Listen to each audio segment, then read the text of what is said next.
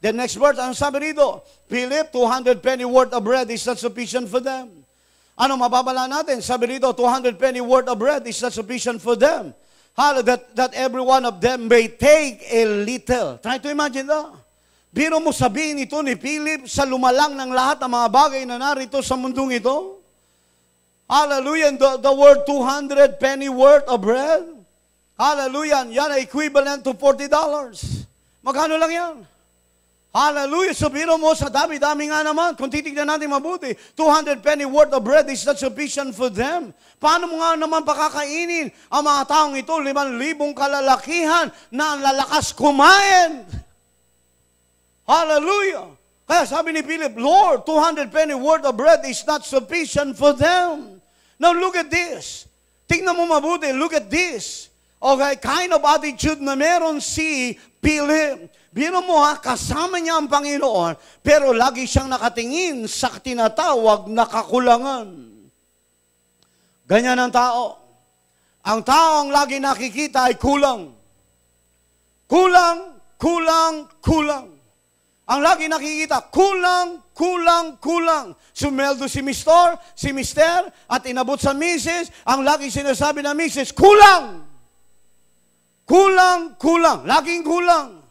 Kaya kapag ikaw ay lagi nakatingin sa kulang, kulang, kulang, ang labas mo ay kulang, kulang. Amen. Hallelujah. May tao pa po ba? Sado ka seryoso eh. Di ba? Try to imagine, that biro mo sabihin ni Philip kay Jesus Christ, 200 penny worth of bread is not sufficient for them, Lord. Hallelujah. Oh, come on, Jesus, mag-isip ka. When shall we buy bread? Sabi ni Jesus, well, 200 penny worth of bread is not sufficient for them. They may take a little. So, ang nakikita ni Philip ay insufficiency. Ang nakikita ni Philip ay lack of resources. Madalas ito ang sinasabi natin, paano kung unlad, kulang ako. Paano kung unlad, wala naman akong kapital. Paano ko asenso, paano ko yayaman, katulad ng mga taong ito, ni Pastor Ian, Pastor Ases, at ilang mga manggagawa na, well, sila meron, ako wala. Mukhang mo mabang anghel sa umagang ito. Yun ang nakikita natin balagi. And then, ito naman maganda. Si Andrew. Okay, look at this. Babalikan natin, Jesus knew what He would do. And one of His disciples, Andrew, look at Philip. Ang paningin niya ay nandoon sa kakulangan, insufficiency and lack of resources. Here comes Andrew. The Peter's brother said to him, well, there is a lad here, or there is a boy here, which had 5 barley loaves. Okay na, oh. Meron 5 tinapay at 2 isda. Oh, okay na. But, what are they among so many? Biro mo, okay na eh. Okay na yung sinabi niya na meron 5 tinapay dito at 2 isda. Pero, dinugtungan niya pa, oh. But, ano yung the word but? B-U-T. Ang ibig sabihin nito, well, zero in. Ibig sabihin, lahat ng sinabi niya na naunang statement niya, nabura. Parang ganito yun. Mamaya, okay, mamaya, pagkatapos ko magturo, lahat kayo ay dadaling ko sa SM Marikina. Lahat ng magusto mo at maibigan mo, kunin mo. Bibilin natin, babayaran ko. Ha? Kunin mo at lahat ng mga restaurant na papasukan natin, kakainan natin. Kaya lang, dahil may turo pa ako sa Malabon pagkatapos dito. O, di ba? Anong ibig sabihin? Yung unang statement ko, hallelujah, ay kinain na lahat ng kaya lang. Dahil meron pa ako turo sa Malabon. Pagkatapos dito, baliwala lahat ang sinabi ko. Amen? Kaya yung statement ni Andrew, there is a lad here, there is a boy here, which had 5 barley loaves and 2 small pieces. But, what are they among so many? Kung si Philip, ang kanyang focus ay nandun sa insufficiency, lack of resources, si Andrew nandun sa tinatawag na great need. Ganyan ang tao. At minsan, ganyan din ang mga Kristiyano, nahahawa ng mga tao sa... Kita nyo na. Hallelujah. nahahawa sa mga tao sa mundo, na kung saan nakatingin sa tinatawag na kakulangan at nakatingin sa tinatawag na laki ng pangangailangan. At minsan lagi tayo nakapokus sa ganyan. Paano tayo mag-accelerate? Kaya nga itong year na ito, it is the year of supernatural acceleration. It is the year of manifestation. Pero mga tao sasabihin nila, paano tayo mag-accelerate? Kulang tayo. Paano tayo mag-accelerate? Laki ng pangangailangan natin. We will never ever experience acceleration and manifestation of God's blessing kung ang focus natin ay nandun sa insufficiency, lack of resources, and great need. Kapag doon tayo nakatingin, sasabihin nga natin, walang mangyayari sa atin. Tandaan mo ha, yung mga tao sa mundo, kung magkaganon man sila, well, normal yung sa kanila dahil wala silang salita ng Diyos na pinangahawakan. Pero sa atin na tigarema, hindi normal yun dahil meron tayong salita at pangako ng Diyos na pangako niya sa atin na lahat tayo pagpapalain ng Panginoon. Amen? Come on, just clap happy.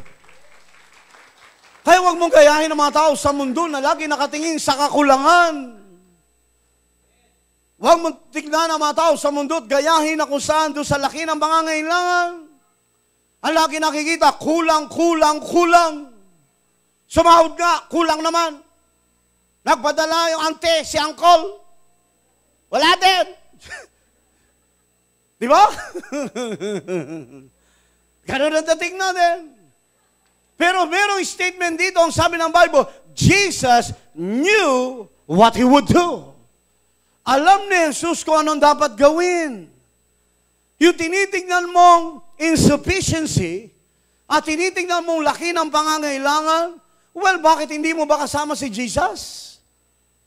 Try to imagine that, sabi ng Bible, Jesus, He Himself knew what He would do. Minsan nakalulungkot may mga tao, lagi nakatingin sa kakulangan at laki ng pangangailangan. At ang minsan ng mga nilalapitan ay kung sino-sino. Lumalapit kay auntie, kay uncle.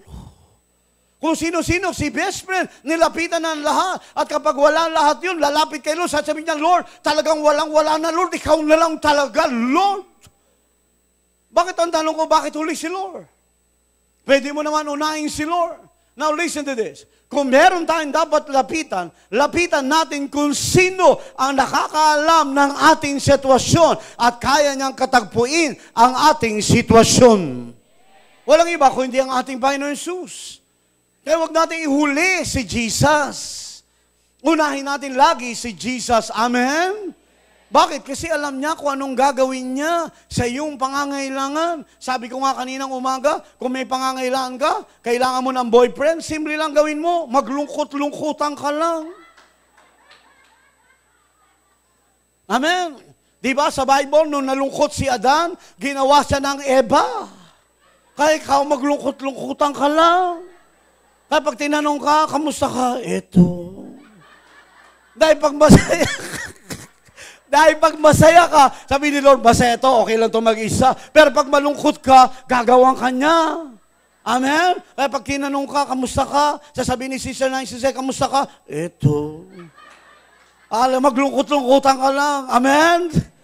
Alam niya kung anong gagawin sa sitwasyon mo. Amen! Hallelujah! Bilang ka ng bilang sa kalendaryo.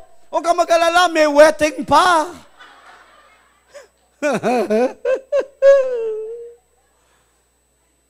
Alam ni Jesus kung anong gagawin sa sitwasyon mo. Parang walang iniwan niya kay Peter. Biro mo, nandun sila sa isang sasakyang pangdagat, bangka. Well, may unos. Ginising ni Peter si Jesus Christ. Ang sabi ni Peter kay Jesus Christ, don't you care? Hindi ka ba man na nagmamalasakit sa amin? Malulunod na tayo? Mapapahamak na tayo? Biro mo hindi ginagamit ni Pedro ang kanyang kukote. Biro mo ginagamit niya laging bibig. Laki ng bibig ni Pedro. Kaya nga sabi ng Proverbs 13 verse 3, ang nagbubuka ng maluwang ang bibig, pumapasok sa kapahamakan. Kaya huwag mong paluwangin yan. Hindi ko ito nasabi kaninang umaga, kaya mapalad kayo sa hapon. Kasi sabi doon, ang nag-iingat ng kanyang pananalita ay nag-iingat ng kanyang buhay. Sabi ng Proverbs 13 verse 3, pero nagbubuka ng kanyang bibig na maluwang, ay pumapasok sa kapahamakan. Bakit? Bago mo ibukas ang bibig mo, mag-isip muna. Si Peter ay ganon. Hindi nag-iisip. Laging bukas ng bibig. Lord, don't you care? Hindi niya naisip na pag lumubog siya, lulubog din si Jesus. Alam nga, natutulog si Jesus, lumutang. Nakasulbabida kasi.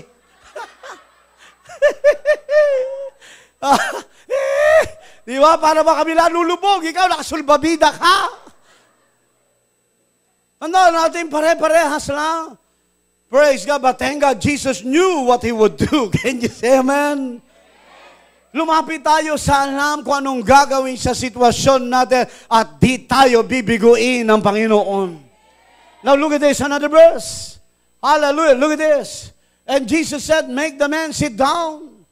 Sa ibang translation, sa Gospel of Matthew and Luke, Mark, ang ginamit na translation dito, ang sabi ng Bible, He commanded them to sit down. Pinagutusan niya, this is not a form of suggestion. He commanded them to sit down. Di ba? Bakit? Kasi mga tao dito nagugutom na. Alalahanin mo ang senaryo dito, nagugutom na 5,000 lalaki, di pa kasama ang bata at mga babae. Ang lalaki, pag nagugutom, pwedeng tahimik pa yan. Pero ang babae, hindi pwedeng tahimik yan. Wala tayong makain ngayon. Hindi ka ba lalabas ng bahay ngayon? Di ba? Hindi ka ba mag-aana buhay, lalaki? Amen! Di ba? Sorry, mga girls. Hallelujah. Di ba? Manta natin naroon. Kaya He commanded them to sit down. Bakit? Well, chaotic na nangyayari dito. Alalahanin mo, 5,000 lalaki, di ba kasama ang bata, at mga kababaihan. Lalong-lalo na ang bata pag nagutom yan. Ba! Di ba? Hindi mo pwede tumahimik. Tumahimik ka! Ba! Naalala ko noon, nung nagugutom ako, bata pa ako noon. Bata pa rin po ako hanggang ngayon. Sabi ng nanay ko, nanay, nagugutom ako. Well, itulog mo na lang. Na, hindi ako makatulog kahit nakadilat ka. Mahirap matulog ng gutom. Pag natulog ka, gutom, nakagano ka. Kailangan nakadilat ka. Kasi baka may dumating na tinapay, hindi mo abutin kung nakapikit ka. Di ba? Oh. Ay, nako. Paano ko kaya matatapos to? He commanded them to sit down. Sitting down means rest. It is a picture of rest. Bakit? Because your faith won't work if you are restless. Hindi gaganang yung pananampalataya kapag ikaw ay natataranta. Kaya sabi ng Panginoon, make the man sit down. He commanded them, sit down. Dahil isang taong nagugutom, hindi makaupo. Lagi yan nandyan. Lalo na may mga bayan. Ako, sa kaya ako kukuha ng pambayad ko. Ako, darating na. Ako, paano? Ha? Meron ka ba nakita, nag-aalala na nakaupo? Hindi. Lagi yan nakatayo. Ako. Umupo ka. Makakaupo ka pa. Pambira. May pangangailangan ako. Di ba? Di ba? Upo ka ng upo. Wala ka kasi ginagawa. Ako haharap dito. Kaya kita mo mga kababaihan. Di ba? Ang lalaki pag walang pambayad, ikaw umarap doon, ha? Pero pag may pambayad, ang lalaki umarap, magkano? Pero pag walang pambayad, ikaw na umarapit. Bakit hindi ikaw? Ikaw na, ikaw malakas ang loob doon. Di ba? Kasi ang babae, malalakas ang loob. Ang lalaki, mahina ang loob. Bakit? Kasi ang mga lalaki, manipis. Iba naman iniisip mo, hindi ko sinasabi mga babae makakapal. Ibig sabihin, alam lang nilang dumiskarte sa buhay. Yan ha, nakabawi na ako, girls ha. Nakita natin na roon. Sitting down means rest. You need to rest. We need to rely on the grace of God. Tandaan nyo, laging may biyaya si Lord para sa atin. Imbis na mataranta ka, magtiwala ka sa Panginoon. Biro mo, naging tao ka na hindi ka binabayaan ni Lord.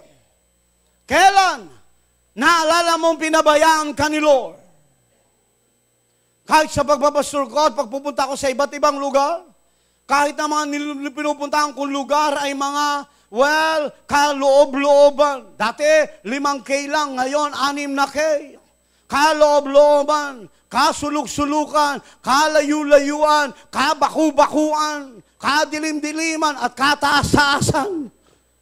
Naroon. Pero thank God, ni minsan di pinabayaan ni Lord. Amen. Tandaan mo, wala kang pwedeng sabihin sa Panginoon, Lord, pinabayaan mo ko ng mga panahon nun. Hindi. Andiyan lagi si Lord. Lagi siyang pumapatnubay at nagpapala sa atin. Can you say amen? So naroon, learn to relax. Just trust God. Magtiwala tayo sa Panginoon. Sapagkat pag nataranta ka, lalong di gagaan ang pananampalataya mo. Kung mananampalataya ka, bubuhos lahat ang pagpapala sa buhay natin. And the next, look at this. Anong sabi ng Bible sa verse 11? Jesus took the loaves. Look at this. Jesus took the loaves. And when He had given thanks, now notice, the same loaves, parehong tinapay ang inaangal ni Andrew, Lord, na kung saan si Philip, 200 penny worth of bread is not sufficient for them.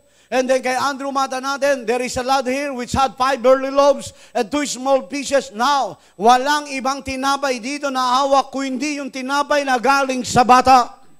Jesus took the loaves.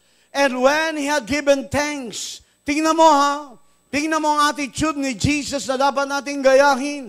Kinuha niya yung tinapay. Yung tinapay na nirereklamo ni Andrew. Yung tinapay na sinasabi, ano yan? May mababala ba dyan? Ano yan? Pwede ba yan? At dami-dami natin. Anong mangyayari dyan sa 5 tinapay? Jesus took the loaves. Yung tingin ng iba na walang mapapala. Yung tingin ng iba na para bang dating, wala yan, hindi yan. Pero mata natin, yung 5 tinapay, doon gumawa ng himala si Jesus. Tandaan mo, si Lord hindi siya naghahanap kung anong wala ka. Si Lord naghahanap kung anong meron ka. Doon magpapasimula si Jesus. Naalala ko tuloy yung isang babaeng balo sa 2 Kings chapter 4. Ang sabi ni Prophet Elisha, anong meron ka? Well, meron lang ako konting langis. O sabi niya, akin na yan, and borrow a vessel, not a few, but as many as you can. Hallelujah. At habang binubuhos ang langis, tuloy-tuloy ang pagpapala, tuloy-tuloy dumadaloy.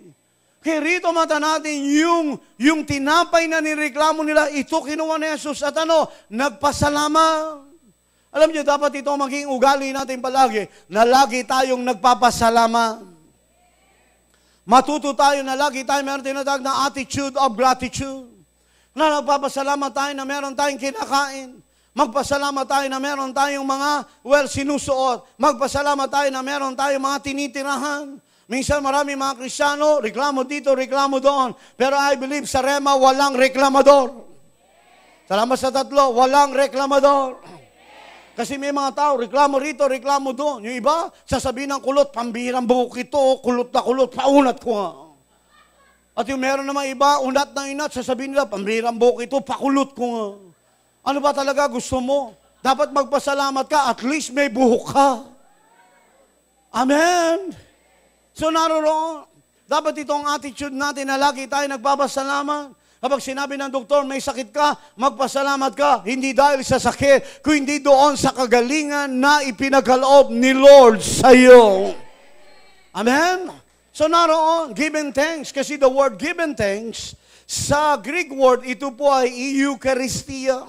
It is a compound word, yung good, yung charis, ito yung tinatawag na grace. Kaya nga meron tinatawag na good grace. At ito maganda. Sabi dito, Jesus took the loaves and giving thanks. Makikita nyo sa Gospel of Luke at maging sa Matthew, ang sabi ng Bible, He took the loaves, given thanks, He blessed it, and He distributed. Na makita nyo, dito sa mga account na ito, kaya nga mahalaga itong account na ito. He took the loaves, He blessed it, He break it. Okay? Mata natin, kinuha niyang tinapay na nirereklamo ni Andrew, na para ba ang dating, anong pakinabang dyan?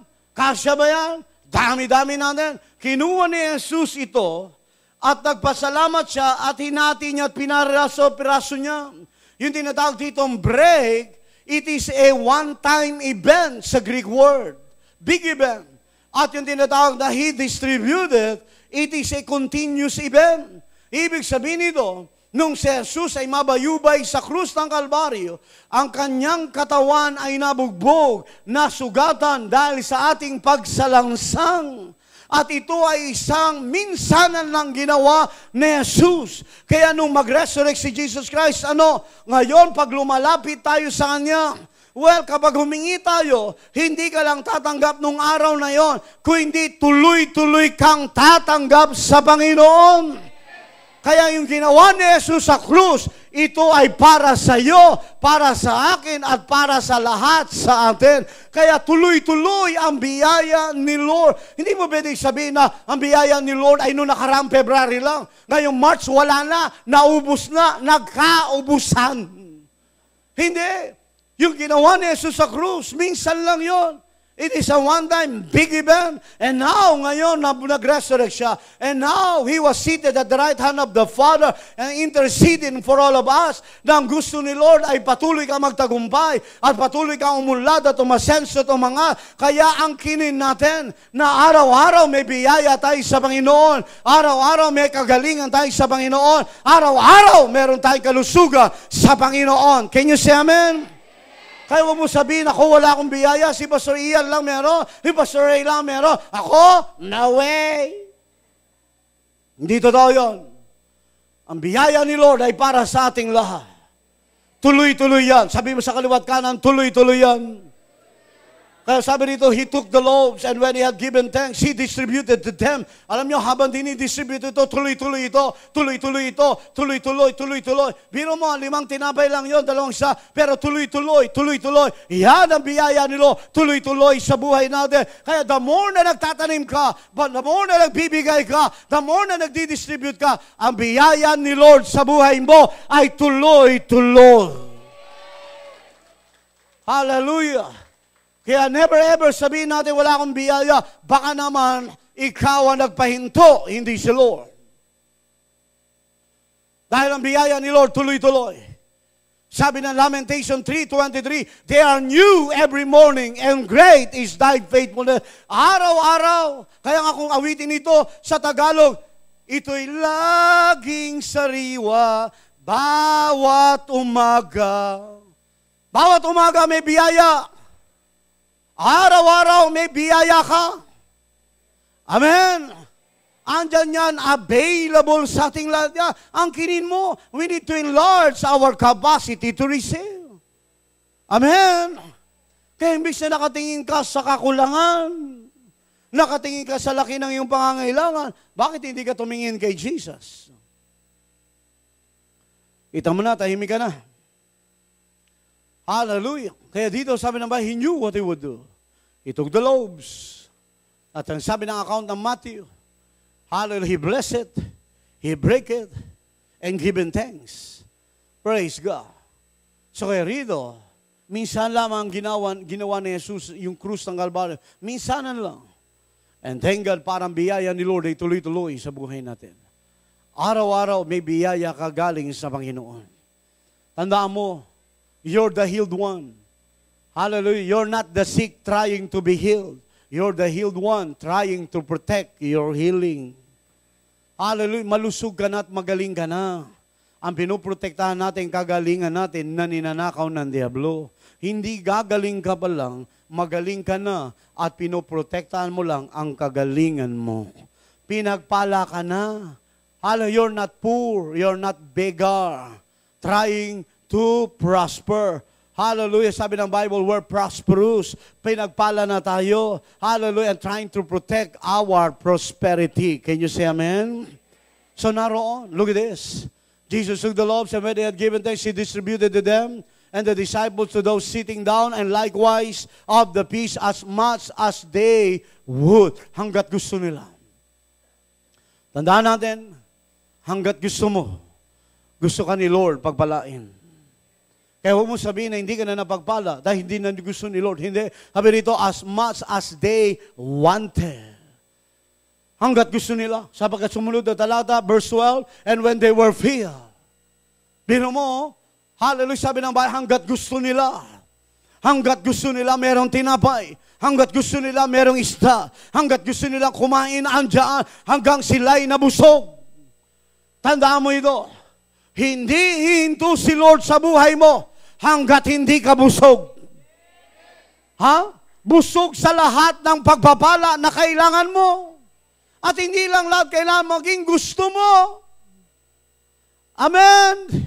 At ang sabi dito, and when they were filled, he said to these disciples, gather up the fragments that remain so that nothing is lost. And verse 13, and therefore they gather up and filled the 12 baskets with the fragments of the 5 barley loaves which left over by those who had eaten. Bino mo ha, na kung saan nakakain na silang lahat, meron pang sobra. Bakit? Kasi yan ang gusto ni Lord, busog na tayo, nakakain na tayo, napagpala na tayo, sobra-sobra pa rin ang pagpapala natin. Para ano? Maging distribution center tayo. Hindi lang yun tayo. Kung hindi tayo yung maging pagbabala sa iba, well, in fact, sa King James, yan ay New King James, sinabi sa King James, over and above. Sabi nga natin lang, over and above. Come on, shout it out, over and above. Bino mo, higit-higit sa lahat, busog na sila, puspos na sila, napagpala na sila, sobra-sobra pa. Yan ang gagawin ni Lord sa atin sa year 2013. Hallelujah! Busog ka na, pinagpala ka na, may sobra ka pa. Oh, sobra naman yan, pastor. Di naman ako humingi ng sobra-sobra, yung enough lang naman sa akin. Kapag gano'n ang panalangin mo, selfish ka pa rin hanggang ngayon. Sabi ko nga sa ilang at tinuruan ko ay ganito, forgive me sa Tagalog, magpapasintabi ko, kung gano'n pa rin ang panalangin mo hanggang ngayon, well, wala kang iniintindi, kundi sarili mo lang. Masyado kang madamon. And thank God, sa Rema, walang madamon. Amen? Ngitian mo ang katabi mo at sabihin mo, alam ko, hindi ka madamo. Amen? Kaya gusto ni Lord, nag-uumapaw ang pagpapala natin. Amen? Kaya sabi rito, therefore they gathered them together and filled 12 baskets with the fragments of 5 barley loaves, which remain over and above. Sabi nga natin, over and above. Come on, shout it out, over and above. Over and above unto them that had eaten. Biro mo, sobra-sobra. Tingnan nga natin lahat, sobra-sobra. Kaya yan ang gusto ni Lord na mangyari sa buhay natin. Pagpapala mo, sobra-sobra. Para ano? Para maging pagpapala ka sa iba. Did you receive something today? Are you blessed today? Tayong lahat. Okay, ganito gawin mo, kamayan mo ang 20 tao at sabihin mo, hilingin mo na ang lahat ng gusto mo. Gusto ni Lord katagpuin ang lahat ng bagay na yan. Sige, hawakan mo yung kamay niya na matagal at sabihin mo, gusto ni Lord.